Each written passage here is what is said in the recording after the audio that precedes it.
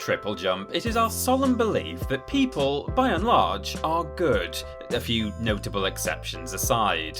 Who? But everyone needs to let off a bit of steam every once in a while, and luckily, video games have us covered when it comes to letting loose. Whether you're all about driving cars really fast, shooting some bad guys, or just mining for some 8-bit diamonds.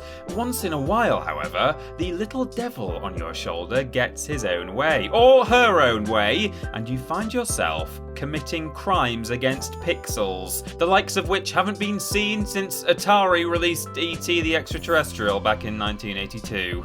For this list, we're looking at the very worst things that games allow players to do, and that the majority of us have done at some point in our lives. Prepare your guilty faces. I'm Peter from TripleJump, and here are the 10 most inhumane things all gamers have done. Number 10. Bricked up the Sims franchise. It was genuinely a dilemma down at TripleJump Towers when we had to pick just one entry from the Sims franchise for this list. We could have, of course, gone with neglecting your baby to the point that social services take it away from you, or the absolute classic, sending your sim for a swim, removing the ladder, and watching malevolently as they drown. But we chose this entry for its sheer callousness and historical precedent. Yes, bricking your sims up in a dark one-tile prison with no door or window, and looking on them as they cry, wee themselves, become disgustingly filthy, starve, and ultimately die, is surely the most heinous thing you can do. Most players at some point have ended up with a sim in their household that they just can't stand, whether it's the way they walk, their ridiculous clothes, or the fact that every chew-wagga choo-choo that comes out of their mouth makes you want to strangle them to death. You just long to see their downfall in the most horrible way. You could just wait for nature to take its course, but why would you do that when you can lure them into a one-by-one room and look on as they suffer a horrible, torturous death? You know, aside from ethics and not breaking the Geneva Convention, of course. Number 9. Building a death coaster. RollerCoaster Tycoon.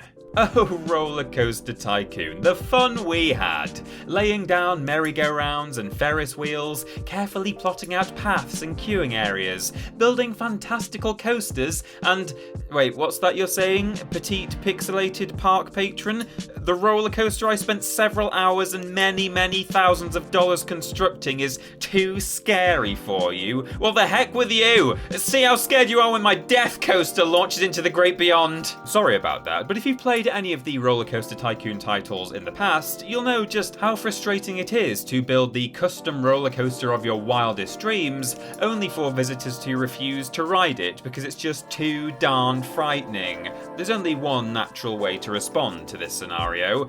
Take out a couple of loops and tone the thing down a bit? Oh god no. You do remove a bit of the track, but you don't put anything back in its place, sending the riders into the afterlife same-day delivery. Extra points, of course, if you manage to launch them into a neighbouring theme park, because since the deaths technically take place on their land, they count against them and not you, and you'll end up ruining their ratings and discouraging visitors from heading to your competitor, thus giving you more opportunity to kill more people. Double win. Number 8. Random killing sprees, the Elder Scrolls franchise. The beauty of Elder Scrolls is that anyone can be anything they want to be. Fancy becoming a stealthy Khajiit, joining the Thieves Guild and robbing your way across Tamriel? How about whiling away your days as a fisherman, casting your line in the hopes of scoring some perfect row and retiring young? Or maybe it's your dream to just go from town to town, murdering innocent NPCs. We won't advocate for it, but you can certainly do that if you want to as well. We're not really quite sure what the allure of unleashing your blade of woe on an unsuspecting farmer actually is. Perhaps it's the 40 gold you can make by fencing whatever trinket you nick from his dead body. Or maybe it's just the thrill of killing and getting away with it, which isn't how it normally pans out in real life. Hey, I served my time, don't judge me. Whatever the appeal is though, we've all done it at least once. Just a friendly reminder though, that farmer you mercilessly slaughtered probably had a wife and kids, and your bloodlust has likely left them in a life of poverty and despair. It's not just a one victim crime. But hey, at least you got a few quid for that music box, so worth it in my opinion. Number 7. Abandoning your pet, Neopets. We try to avoid including browser games in our lists where we can, but there's no way we can leave Neopets out of this one. God, wasn't this site great? You got to pick yourself a little critter from a lineup of literally dozens, including the incredibly creatively named Cow the Cow and Elephant the Elephant. You could then play adorable little flash games to earn yourself some moolah and use it to buy everything from food to furniture for your pet, and then forget all about it.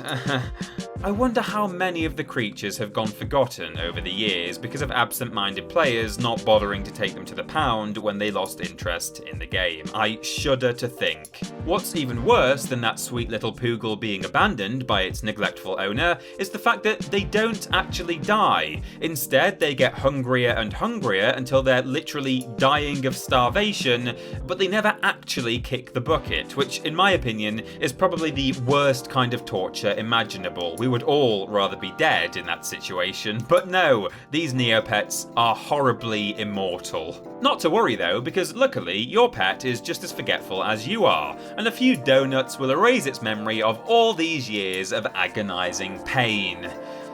God, I feel really bad now. What was my password again?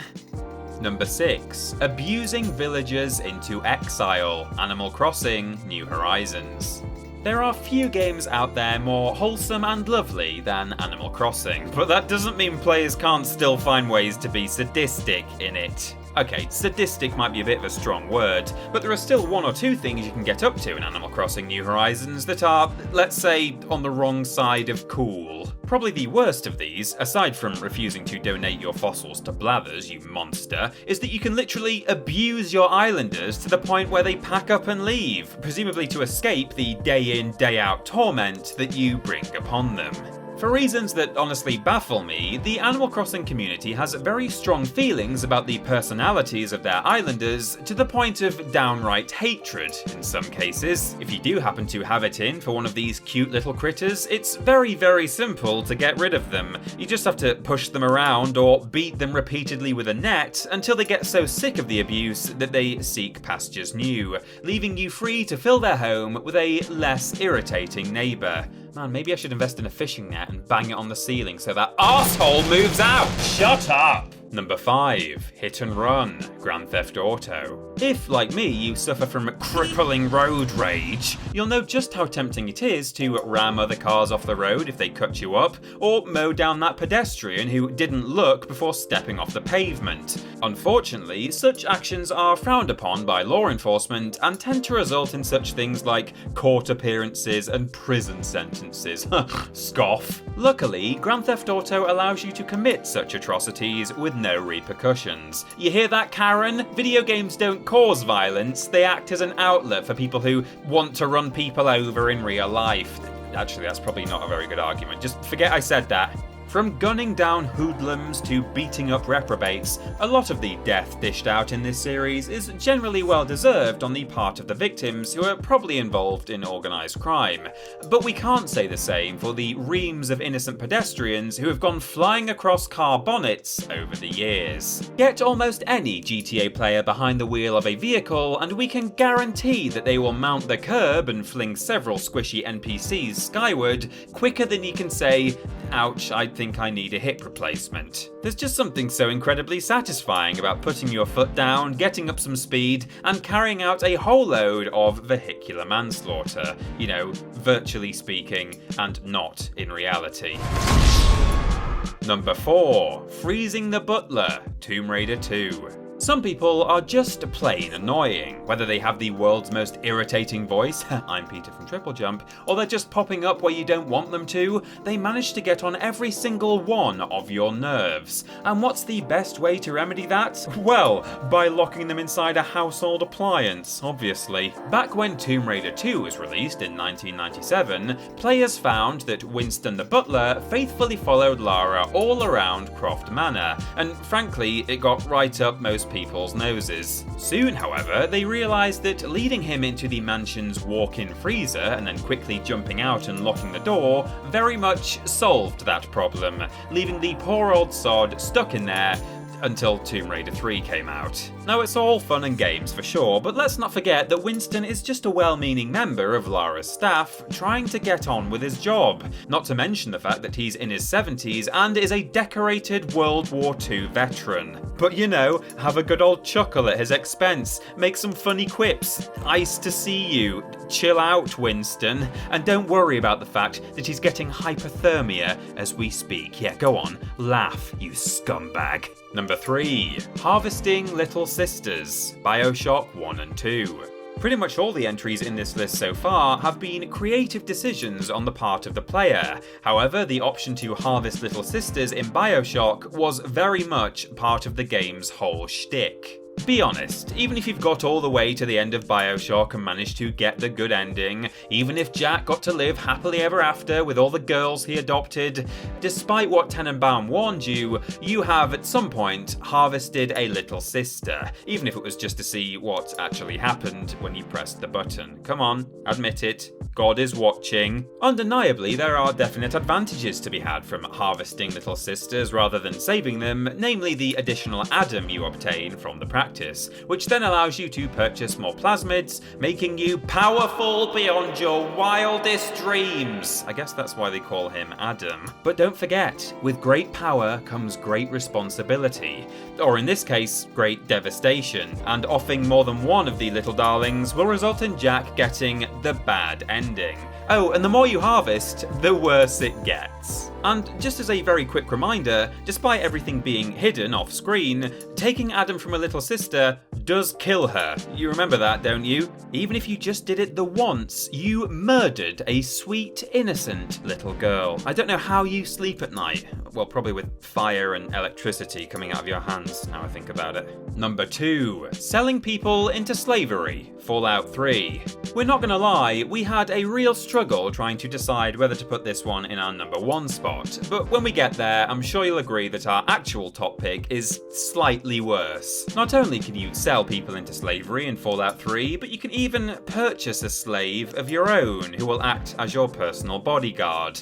Admittedly, if you leave Clover with her original master, she will be subject to a life of abuse and prostitution, so at least she has a better time with you, ? I'm just reading the script here, let's not pretend there is any silver lining at all. What's worse is that you can even sell children to the slavers, meaning that if you're particularly heartless and evil, you can give away poor little orphan Brian Wilkes to slaver Eulogy Jones, bestowing upon him a lifetime of servitude. You'll see that our number 1 spot has a much larger scale of inhumanity, but the Fallout 3 slave trade truly is the darkest thing on this list.